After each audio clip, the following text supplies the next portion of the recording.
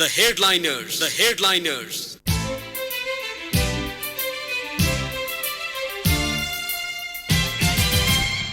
नमस्कार अनि हार्दिक स्वागत श्रोता रेडियो कान्तिपुर रेडियो राष्ट्रकोमा यो हो कार्यक्रम हेडलाइनर्स र जहाँ हामी समसामयिक विषयवस्तुमा विचार विवेचना गर्छौं। कार्यक्रमको नयाँ श्रृङ्खलाका साथ उपस्थित भएको छु। मेरो नाम हो पवन।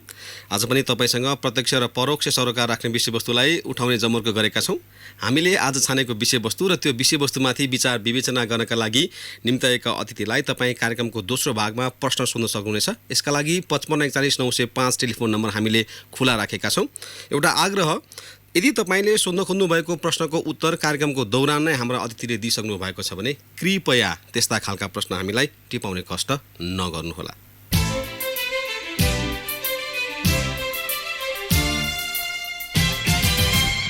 त लागौँ आजको विषयवस्तुतर्फ। आज हामीले छानेको विषयवस्तु रहेको छ सत्तारूढ नेपाल कम्युनिस्ट पार्टीको एकता प्रक्रिया र सँगसँगै कार्यविभाजन र पार्टीको आगामी कार्यदिशा अथवा के हुने भन्ने बारेमा अहिले ठूलो संशय प्रकट भएको छ। यद्यपि नेताहरू आन्तरिक छलफलमा व्यस्त रहेका छन्, तैपनि त्यो छलफलले कुनै निचोड निकाल्न सकिरहेको छैन। केन्द्रीय सदस्यहरू बेरोजगार जस्तो भइरहेको अवस्थामा आज हामी तिनै विषयमा कुराकानी गर्नेछौँ र कुराकानीको श्रृङ्खलामा हाम्रो टेलिफोन सम्पर्कमा हुनुहुन्छ नेकपाका केन्द्रीय सदस्य रविन्द्र अधिकारी। अधिकारीज्यू, यहाँलाई कार्यक्रममा स्वागत छ। हजुर, नमस्ते। यो केन्द्रीय सदस्यहरू बेरोजगार भए भन्ने खालको चाहिँ आइरहेछ, कस्तो अनुभव गरिनु भएको छ अहिले तपाईँहरूले? होइन, अब यो पार्टी एकता जुन स्पिरिटका आधारमा सम्पन्न भएको थियो, त्यसले जुन हिसाबले निरन्तरता पाउनुपर्ने थियो, जसरी पार्टी एकताको स्पिरिटलाई अगाडि बढाउनको निम्ति त्यसका संरचनागत कुराहरूलाई क्रमशः पुरा गर्दै जानुपर्ने थियो र पार्टीका नेता कार्यकर्ताहरूलाई जुन हिसाबले जिम्मेवारी दिँदै जानुपर्ने थियो, त्यसमा अवश्य पनि ढिलाइ भएको छ र यो ढिलाइले वास्तवमा धेरै बहुआयामिक असरहरू नेपालको कम्युनिस्ट आन्दोलन, पार्टी, सरकार र आम कार्यकर्ताहरूलाई एउटा परिरहेको अवस्था छ। यसै सिलसिलामा अब केन्द्रीय कमिटीको सदस्य भएको नाताले अब जिम्मेवारी परिभाषित जिम्मेवारी नपाउँदा अलिकति अप्ठ्यारो, अलिकति काममा गति आउन नसकेको महसुस भइरहेको छ पवनजी। अधिकारीजी, जस्तो यहाँहरूको एकपटक त बसेका अरे होइन केन्द्रीय कमिटी, यो परिचयात्मक बैठक भनेर भएको थियो, त्यसपछि बैठकै नसकेको अवस्था चाहिँ रह्यो होइन? खासमा हो, एकपटक पार्टीको केन्द्रीय कमिटीको बैठक सम्पन्न भएको थियो। त्यस उपरान्त पार्टी केन्द्रीय कमिटीको बैठक बस्न सकेको छैन। पार्टी केन्द्रीय कमिटीको बैठक मात्रै होइन, अरू निकायका बैठकहरू पनि नियमित रूपमा सम्पादन हुन सकिरहेका छैनन्। पहिला चाहिँ यो सङ्गठन मिलाएपछि यो कार्यदिशा पनि मिल्छ भनेर भन्नेहरू थिए। अब अहिले ठ्याक्कै उल्टो आएको छ। अब कार्यदिशा मिलाउनुपर्छ अनि त्यसपछि सङ्गठनमा जानुपर्छ भन्ने आएको छ। अब कार्यदिशा जबज हुने हो कि जनताको जनवाद भन्ने हुने हो भन्नेमा पनि छ, त ठुलै चाहिँ संशय आयो अहिले फेरि। अस्ति भर्खरै युवा सङ्घको कार्यक्रममा चाहिँ उप प्रधानमन्त्री ईश्वर पोखरेलले उहाँले जबज हुनुपर्छ भनेर बोलिदिनु भयो। यो तपाईँहरूको चाहिँ यो कार्यदिशा पहिला मिलाउने भन्ने हो कि अथवा सङ्गठन मिलाएपछि कार्यदिशा तय गर्ने हो? होइन, यो त अब स्पष्ट नै छ। हाम्रो पार्टीले अन्तरिम विधान 2075 भनेर पार्टी एकता पछाडि जुन एउटा विधान जारी गरेको छ, त्यसमा हामीले स्पष्ट रूपमा उल्लेख गरेका छौँ, पार्टीको अधिकतम कार्यक्रम वैज्ञानिक समाजवाद हो र न्यूनतम कार्यक्रम जनताको जनवाद हो, जो चाहिँ समाजवाद उन्मुख छ भनेर हामीले भनेका छौँ। र अर्को कुरा हामीले के पनि भनेका छौँ भने मार्क्सवाद लेनिनवाद हाम्रो मार्गदर्शक सिद्धान्त हो। जनताको बहुदलीय जनवाद जो हिजोको तत्कालीन नेकपा एमालेको न्यूनतम कार्यक्रम थियो र 21औं शताब्दीको जनवाद जुन तत्कालीन नेकपा माओवादी केन्द्रको न्यूनतम कार्यक्रम थियो, यी बारेमा बहस र छलफलहरू हुँदै जानेछन् र माओवादको सन्दर्भमा पनि आगामी पार्टीको जुन एकताको राष्ट्रिय महाधिवेशन हुनेछ, त्यस पछाडि अब हामीले त्यसलाई निरूपण गरेर लिएर जानेछौँ भनेर हामीले भनेका छौँ। त्यसो भएको हुनाले अहिले तात्कालीन लक्ष्य र तपाईँको चाहिँ नि मार्गदर्शक सिद्धान्तको बारेमा हामीले कुनै विवाद झिकिरहनु पर्ने आवश्यकता मैले देख्दिनँ। जति बेला पार्टीको महाधिवेशनको नजिक हामी पुग्नेछौँ र जति बेला पार्टीले एउटा बहसको श्रृङ्खलाको सुरुवात गर्नेछ, त्यस बेलामा हामीले हाम्रा आफ्ना दृष्टिकोणहरू, आफ्ना विचारहरूलाई एउटा छलफलको रूपमा प्रस्तुत गर्नु उपयुक्त हुनेछ भन्ने मलाई लाग्दछ। तर अधिकारीज्यू यहाँले यसो भनिरहनु हुँदाखेरि जस्तो अब अहिले बाहिर सञ्चार माध्यममा के पनि आएको छ भने यो एकता प्रक्रियाको टुङ्गाउने बेलामा चाहिँ अब होइन एकता प्रक्रिया नटुङ्गाउने हो भने मध्यावधिमा पनि जान सकिन्छ भन्ने खालको अभिव्यक्ति प्रधानमन्त्रीबाट आयो, वरिष्ठ नेताहरू सम्मिलित बैठकमा भन्ने कुरा आइरहँदाखेरि त्यो तहसम्मको चाहिँ चिरा परेको अवस्था हो त अहिले?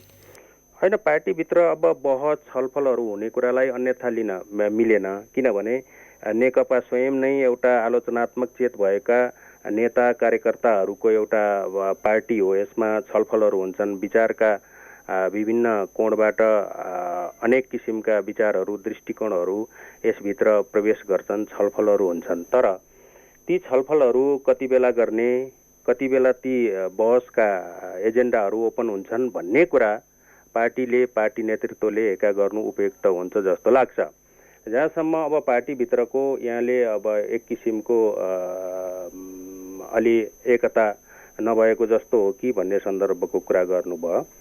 स्वाभाविक रूपमा अब दृष्टिकोणहरू फरक हुँदाखेरिमा यदाकदा अभिव्यक्तिहरूमा पनि फरकपनहरू देखिने गर्छन्।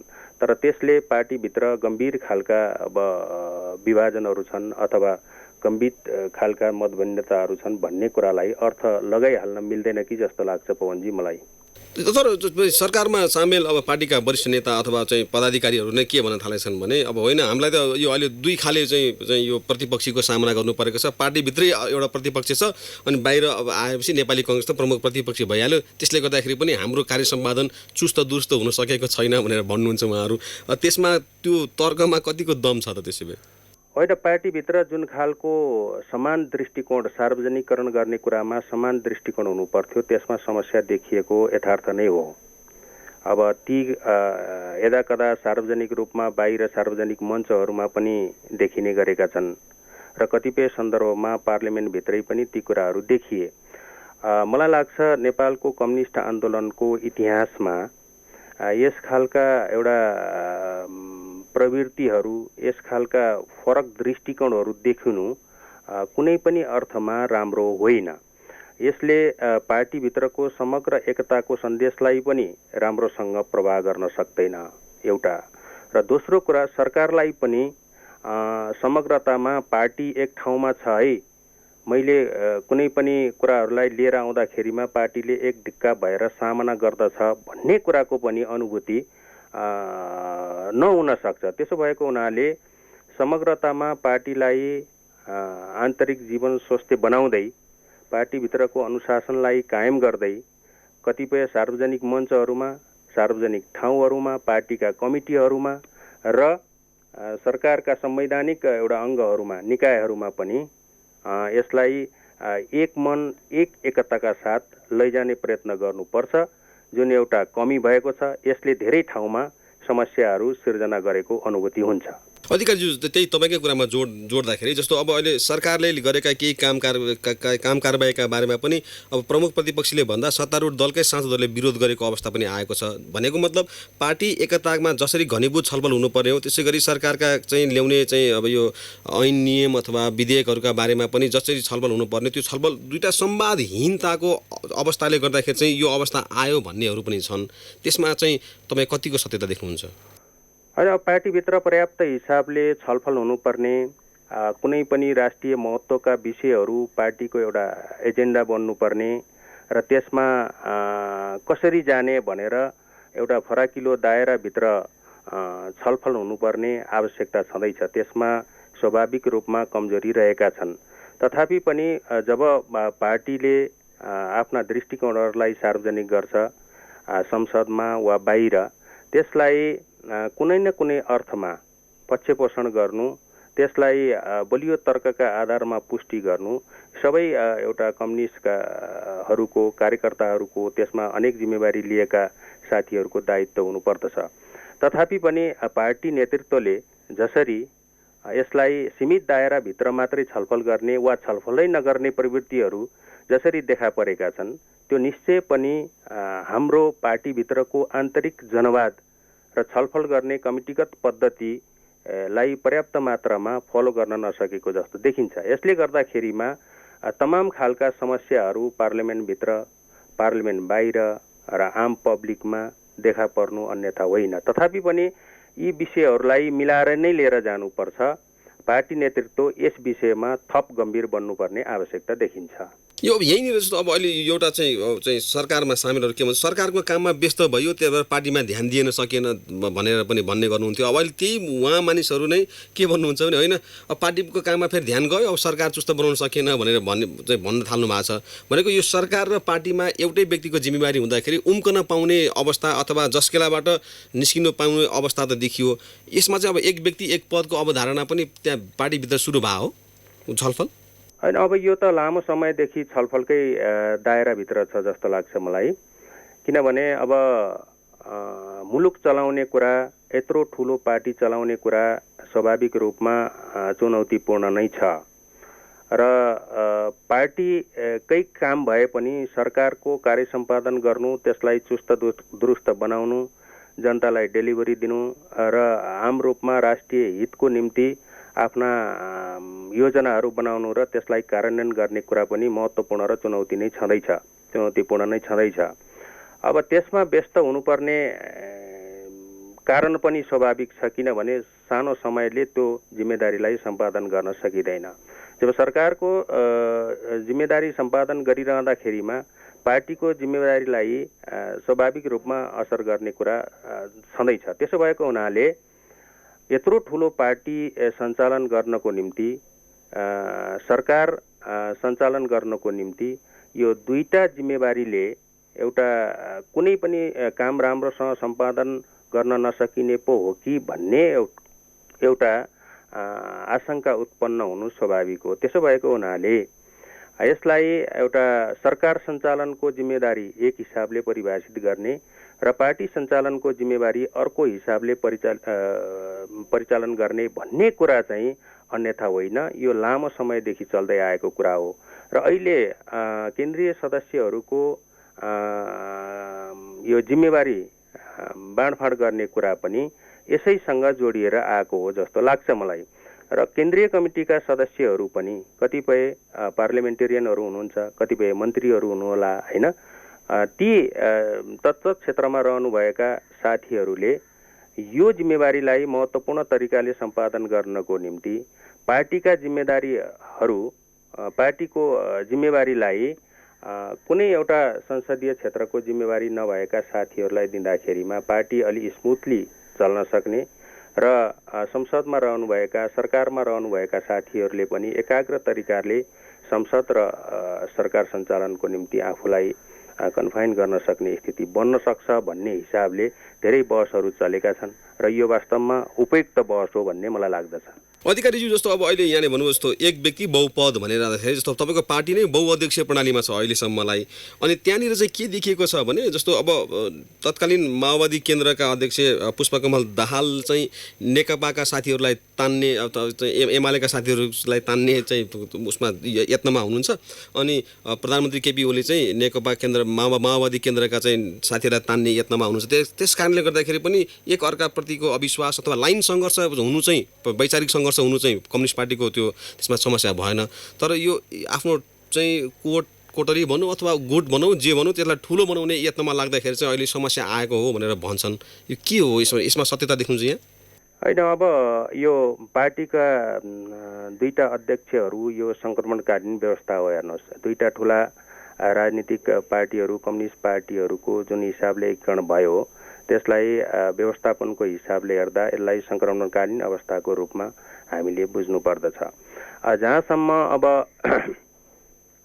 नेताहरूको आफ्नो आफ्नो कार्यशैलीको कुरा छ या आफ्ना आफ्ना शैलीका कुरा छन्, यो वा तो भनेर टाढा वा नजिक गरिराख्नु पर्ने आवश्यकता मैले देख्दिनँ। पार्टी आन्दोलन र जनहितको निम्ति एउटा बृहत्तर एउटा हितलाई ध्यानमा राखेर विधि निर्माण गर्ने हो भने एकताका प्रक्रियाहरू धेरै अगाडि बढ्न सक्छन्। होइन यो मेरो हो, यो अर्काको हो भन्ने हिसाबले सोच्न थालियो भने यो उल्झनमा कम्युनिस्ट आन्दोलन नेतृत्व रहिरहन सक्ने खतरा हुन्छ। त्यसो भएको हुनाले एउटा मापदण्ड निर्माण गरेर यो मापदण्डका आधारमा हामीले नेतृत्वको जिम्मेवारीको विन्यास गर्नुपर्छ, नेताहरूको व्यवस्थापन गर्नुपर्छ भनेर नेतृत्वले सोच्ने हो भने अगाडि बढ्नलाई कुनै समस्या छैन। तर अधिकारी जस्तो मैले किन जो प्रसङ्ग जोड्न खोजेको भने अधिकारीज्यू जस्तो अब एकता प्रक्रिया टुङ्गिने कहिले हो थाहा छैन। एकता प्रक्रिया पछि हुने एकता महाधिवेशनका लागि अहिले नै नेताहरू चाहिँ आफ्नो चाहिँ गुट बलियो बनाउन थाल्नु हो कि भन्ने लागेको के होइन। एकताको प्रक्रियामा पनि हामी केही हिँडिसकेका छौँ। केही अब एकताका प्रारम्भिक प्रक्रियाहरूलाई पनि हामीले पुरा गरिसकेका छौँ, तर त्यो नै पर्याप्त चाहिँ छैन। वास्तवमा अहिले नेपाल कम्युनिस्ट पार्टी नेकपा सङ्गठनात्मक हिसाबले एउटा सङ्क्रमणकालीन अवस्थामा छ। एकताका प्रक्रियाहरूलाई अगाडि बढाउन जति ढिलाइ हुन्छ त्यसले नेपालको कम्युनिस्ट आन्दोलनलाई, सरकार सञ्चालनका कतिपय विषयहरूलाई, सरकारका विरुद्धमा फैलाइएका कतिपय भ्रामक प्रचारहरूलाई बल पुगिरहेका छन्। त्यसो भएको हुनाले अब यो महाधिवेशन 2 वर्षभित्र गर्ने भन्यौँ। अब महाधिवेशनमा नेतृत्व कसले लिने, के गर्ने भन्ने कुरालाई आधार बनाएर अहिले यो एकता प्रक्रिया ढिलाइ भएको हो भन्ने भन्दा पनि यसका कतिपय प्रारम्भिक कुराहरूलाई, यसका संरचनात्मक कुराहरूलाई चाँडोभन्दा चाँडो मिलाएर लैजानुपर्छ। भोलि महाधिवेशनमा के होला, कसो होला, मेरो पोजिसन के होला भनेर सोच्ने हो भने कम्युनिस्ट आन्दोलन कमजोर भएर जान्छ, जनतामा एउटा नकारात्मक भावनाको विकास भएर जान्छ र त्यसले अन्ततोगत्ता नेपालको कम्युनिस्ट आन्दोलनलाई बहुतै नराम्रो नकारात्मक एउटा प्रभाव पार्न सक्छ जस्तो लाग्छ मलाई। हजुर, यहाँ हुनुहुन्छ रेडियो कान्तिपुर, रेडियो राष्ट्रकोमा। हामी आज कुराकानी गरेका छौँ नेकपाको एकता प्रक्रियाका बारेमा र कुराकानीको श्रृङ्खलामा हुनुहुन्छ नेकपाका केन्द्रीय सदस्य रविन्द्र अधिकारी। यतिखेर कार्यक्रममा ब्रेक लिनुपर्ने बेला भएको छ। म टेलिफोन सम्पर्कमा रहनुभएका रविन्द्र अधिकारीज्यूलाई टेलिफोन सम्पर्कमा रहेर अनुरोध गर्छु। अहिले भने ब्रेकको पालो। ब्रेकपछि पुनः स्वागत छ। यहाँ हुनुहुन्छ रेडियो कान्तिपुर, रेडियो राष्ट्रकोमा। कार्यक्रम हो द हेडलाइनर्स। द हेडलाइन्समा आज हामी कुराकानी गरेका छौँ नेकपाको एकता प्रक्रियाका बारेमा र यसका लागि हाम्रो टेलिफोन सम्पर्कमा हुनुहुन्छ नेकपाका केन्द्रीय सदस्य रविन्द्र अधिकारी। अधिकारीजी, यहाँलाई पुनः स्वागत छ कार्यक्रममा। धन्यवाद। गगन सामा लिम्बू तेह्रथुमबाट सोध्नुहुन्छ, कम्युनिस्ट पार्टीमा त क्षमताका आधारमा नेताहरू अघि बढ्नुपर्ने हो, तर यहाँ त शीर्ष नेताको चाप्लुसी गर्ने मात्र अग्रपङ्क्तिमा छन्। सच्चा कार्यकर्ताहरूलाई के नेकपाले पाखा लगाउनै खोजेको हो त भनेर सोध्नुहुन्छ? होइन, अब यो त नेपालको कम्युनिस्ट आन्दोलनको इतिहासलाई हेर्दा पनि हुन्छ, दिइएका जिम्मेदारीका हिसाबलाई हामीले मूल्याङ्कन गर्दा पनि हुन्छ। नेपाल कम्युनिस्ट पार्टीमा क्षमता, योग्यता, अनुभव र विगतको एउटा इतिहासलाई हेरेर नै जिम्मेवारी दिइन्छ। यदा कदा यसमा कतै तलमाथि भएको छ भने त एउटा सामान्य परिघटना मात्रै हो, तर मूल रूपमा नेपाल कम्युनिस्ट पार्टीमा जिम्मेदारी दिने भनेको योग्यता, क्षमता र विगतको योगदानलाई हेरेर नै हो। झापाबाट बलबहादुर भट्टराई सोध्नुहुन्छ, राणा र राजाकालमा जनतामुखी शासन भएन भनेर परिवर्तन ल्याइयो र फेरि अहिले जनताको सरकारले जनता विरोधी विधेयकहरू धमाधम पास गराउन खोजिरहेको छ। यो कम्युनिस्ट शासनमा यस्तो हुन्छ र भनेर सोध्नुहुन्छ उहाँ? होइन, यस्तो हुनै सक्दैन। जसरी सरकारले विभिन्न खालका विधेयकहरू लिएर आएको छ, यद्यपि त्यसमा पर्याप्त गृह कार्यहरू हुन सकेनन् होला, तथापि पनि सरकारको नियतमा कुनै आशंका गरिरहनु पर्ने आवश्यकता म देख्दिनँ।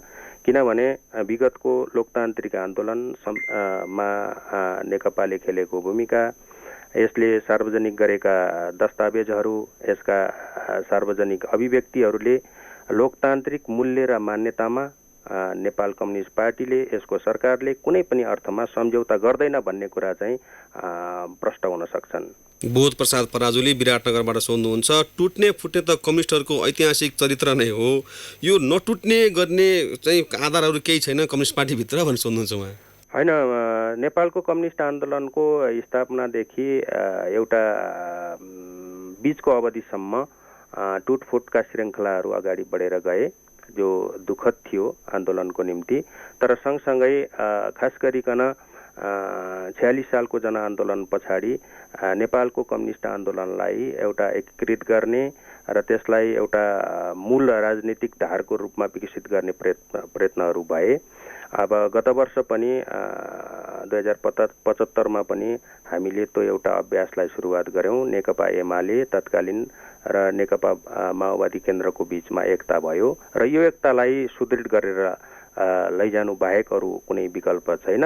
टुटफुटका श्रृङ्खलाहरू अब नेपाली जनताको निम्ति आन्दोलनको लागि कुनै पनि अर्थमा फलदायी छैनन् र बरु बाहिर रहेका अरू कम्युनिस्ट पार्टीहरू वामपन्थी पार्टीहरू पनि मूलधारमा एकीकृत हुँदै अगाडि बढ्नुपर्ने अहिलेको आवश्यकता देखिन्छ। तनहुँबाट कृष्णप्रसाद अधिकारी सोध्नुहुन्छ, पहिले नेकपा एमालेमा हुँदा केन्द्रीय सदस्यहरूले शीर्ष नेतालाई दबाब दिएर निर्णय चाँडो गर्न लगाउँथे, अब अहिले तपाईँहरूले किन चाहिँ त्यो दबाब दिन नसक्नु भएको भनेर सोध्नुहुन्छ? अहिले पनि हाम्रो अब पार्टीभित्रको आन्तरिक कुरालाई स्वस्थ बनाउनको निम्ति, यसका नियमित बैठकहरू बस्नको निम्ति र पार्टीमा जनवादी केन्द्रीयताका सिद्धान्तहरूलाई लागू गर्नको निम्ति, सामूहिक निर्णय र व्यक्तिगत जिम्मेवारीहरू प्रदान गर्नका निम्ति हाम्रो एउटा आवाज निरन्तर रूपमा अगाडि बढिरहेको छ र हामीले त्यसलाई दबावकै रूपमा पनि अगाडि बढाइरहेकै छौँ र यो निरन्तर जारी रहन्छ। श्याम खतिवडा इनरुवाबाट सोध्नुहुन्छ, तल्लो तहमा समेत कार्यकर्ताहरू एकता गर्ने स्थितिमा छैनन्, माथिल्लो तहमा पनि यस्तै खालको किचलो भयो भने एकता प्रक्रिया कसरी टुङ्गेला भनेर सोध्नुहुन्छ? होइन, यो एकता प्रक्रियालाई नटुङ्ग्याउनुको त कुनै अर्थ नै छैन, यो टुङ्गिनेको विकल्प नै छैन। यो पार्टी एकता संरचनागत रूपले पनि अब अगाडि बढ्नुपर्छ। संरचनागत रूपले अगाडि बढ्नुका साथसाथै अब यसलाई भावनात्मक हिसाबले पनि अगाडि बढाउनुपर्छ। त्यसको लागि केवल नेतृत्व मात्रै होइन, हामी कार्यकर्ता पङ्क्ति पनि यो एकतालाई सुदृढ बनाउनको निम्ति, यसको भावनालाई आत्मसात गर्नको निम्ति तयार रहनुपर्छ। हामीले आफ्नो प्रयत्नलाई जारी राख्नुपर्छ, योभन्दा अर्को विकल्प छँदै छैन। सिराहाबाट चन्द्र राई सोध्नुहुन्छ, नेकपाका अध्यक्षहरू 2वटा भएका कारणले गर्दाखेरि अहिले यो तपाईँहरूलाई काम गर्न अप्ठ्यारो पर्या हो भनेर सोध्नुहुन्छ? होइन, त्यस्तो अप्ठ्यारो खास केही भएको होइन। अहिले हामीले सङ्क्रमणकालीन व्यवस्था गरेका हौँ। भोलि महाधिवेशनबाट के हुन्छ अहिले आकलन गरिहाल्न अलि हतार हुन्छ जस्तो लाग्छ र पार्टी भित्र एउटा विधि पद्धतिलाई व्यवस्थित गर्ने हो भने त्यस्ता खालका कुनै पनि अप्ठ्याराहरू हुँदैनन् र विधि छोडियो, सामूहिक निर्णय गर्ने कुरालाई हामीले कमजोर बनाउँदै लग्यौँ, यसको आन्तरिक जीवनलाई कमजोर बनाउँदै लग्यौँ भने समस्याहरू उत्पन्न हुने हो। यो बहुपदले काम गर्ने सवालमा कुनै त्यस्तो अप्ठ्यारो महसुस भएको छैन। तर किन यहाँ उहाँले सायद किन सोध्नु खोज्नुभयो होला भने, जस्तो 15 साल यता चाहिँ हेर्ने हो भने नेपालमा जो प्रचण्ड बहुमतको सरकार आएको छ त्यसले फुल फ्लेजमा राम्रोसँग काम गर्न सकेको छैन। अब त्यस्तै नियति यो अहिलेको 2/3 सरकारले भोग्छ कि भन्ने उहाँहरूको संशय हो कि सायद? त्यसो भए होइन, त्यस्तो बीचमा दुर्घटनाको कुनै सम्भावनाहरू देखिँदैन। नेपालको कम्युनिस्ट आन्दोलनमा लामो समयदेखि आफ्नो योगदान दिएर आउनुभएका नेतृत्व हाम्रो बीचमा हुनुहुन्छ। उहाँहरूले यसलाई एउटा सही मार्गमा अगाडि बढाउनको निम्ति आफ्ना प्रयत्नहरूलाई जारी राख्नुहुन्छ। त्यसो भएको हुनाले बीचमा कुनै दुर्घटना हुने त्यस्तो सम्भावना चाहिँ देखिँदैन। अधिकारीज्यू, तर तपाईँले यसो भनिरहँदाखेरि जस्तो नेकपाकै नेताहरूले जुन सार्वजनिक अभिव्यक्ति दिनुहुन्छ त्यो चाहिँ त्यसले गर्दा कहीँ यो चाहिँ पार्टी नै एकता हुन्न कि अथवा सरकार राम्रोसँग चाहिँ जाँदैन कि बिचमै कहीँ दुर्घटनामा पर्छ कि भन्ने खालका संशय आइरहँदाखेरि भनेपछि के त्यो नेताहरूले मुखको तितो मात्रै फालेका हुन् त त्यसो भए सार्वजनिक अभिव्यक्ति दिएर? होइन, त्यस्तो अब यहाँले सङ्केत गर्न खोज्नु भएको कुरा चाहिँ यो आलो पालोमा होला होइन। मलाई के लाग्दछ भने पार्टी एकताको दौरानमा 2 अध्यक्षका बीचमा भएको भनिएको गोप्य समझदारी जो बाहिर आएको छ होइन, त्यसलाई एउटा बृहत्तर पार्टी कमिटीभित्र एउटा छलफलको विषय बनाउनु पर्छ। पार्टीको सचिवालय, पार्टी स्थायी कमिटी, पार्टी केन्द्रीय कमिटीमा छलफल गर्नुपर्छ र औचित्यता र आवश्यकताका आधारमा पार्टीले निर्णय गर्ने कुरा हो यो। त्यसकारणले यसमा कुनै अस्थिरताको गुन्जाइस हामीले दिनु पनि हुँदैन र जहाँसम्म कम्युनिस्ट पार्टीको सरकारको खिलाफमा देखिएका केही अभिव्यक्तिहरू छन्, ती अभिव्यक्तिहरू त्यस्ता खालका क्रियाकलापहरूलाई चाहिँ सङ्केत गरेर हाम्रो नेतृत्वले भन्नुभएको हो कि कम्युनिस्ट पार्टीको सरकारलाई कमजोर बनाउनको निम्ति, मुलुकमा अस्थिरता सिर्जना गर्नका निम्ति केही शक्तिहरू लागि परेका छन्। तिनीहरूका विरुद्ध हामी चाहिँ सजग रहनुपर्छ, कार्यकर्ताहरूले तिनीहरूका विरुद्ध खबरदारी गरिरहनुपर्छ भन्ने कुरा त समय सान्दर्भिक नै हो नि।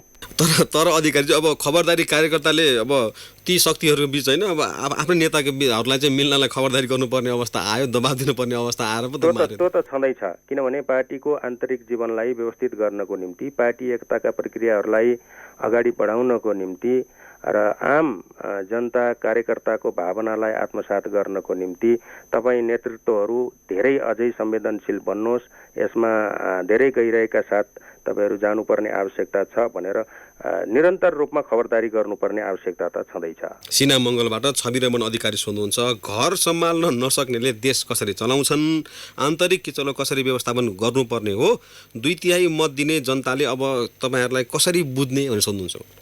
होइन, आन्तरिक जीवन त व्यवस्थित गर्नै पर्छ, किनभने मैले अघि नै पनि निवेदन गरेको थिएँ, हामी एउटा सङ्क्रमणकालीन अवस्थाबाट गुज्रिरहेका छौँ पार्टीको आन्तरिक व्यवस्थापनको सन्दर्भमा। यसमा केही ठुला राजनीतिक कम्युनिस्ट पार्टीहरूको बिचको एकता भइरहँदा केही मिलाउनु पर्ने आन्तरिक कुराहरू त छँदैछन्, त्यसलाई व्यवस्थित गर्नै पर्दछ। यसलाई हामीले कुनै पनि मानेमा हामी यसबाट ढिलाइ गर्नुपर्ने, स्केप हुनुपर्ने सम्भावना नै म देख्दिनँ र आन्तरिक जीवनलाई व्यवस्थित गरेर मुलुकलाई एउटा जुन कम्युनिस्ट पार्टीको नेतृत्वमा सरकार बनिरहेको छ यसले सुदृढ सुशासनको एउटा प्रत्याभूति दिनै पर्छ। यसमा कम्युनिस्ट पार्टीको सरकारलाई यो वा त्यो बहानामा स्केप हुने कुनै पनि सुविधा छैन। यसमा हामीले जनताको विश्वासलाई आत्मसात गरेर, जनताको भावनालाई आत्मसात सम्मान गरेर मुलुकलाई विकासको मार्गमा कुदाउने एउटा जिम्मेवारी जुन कम्युनिस्ट पार्टीको सरकारमा आएको छ, त्यो जिम्मेवारीलाई पुरा गर्नको निम्ति पार्टी, सरकार सबै हामी कृत सङ्कल्पित छौँ।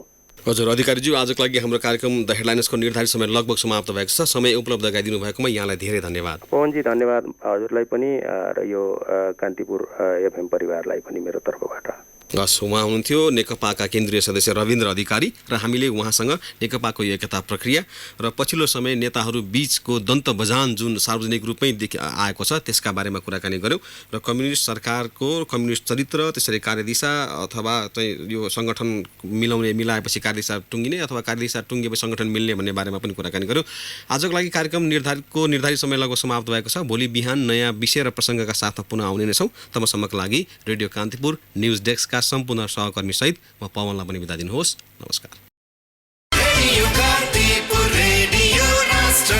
सूचना र मनोरञ्जनको संवाहक रेडियो राष्ट्रको रेडियो कान्तिपुर।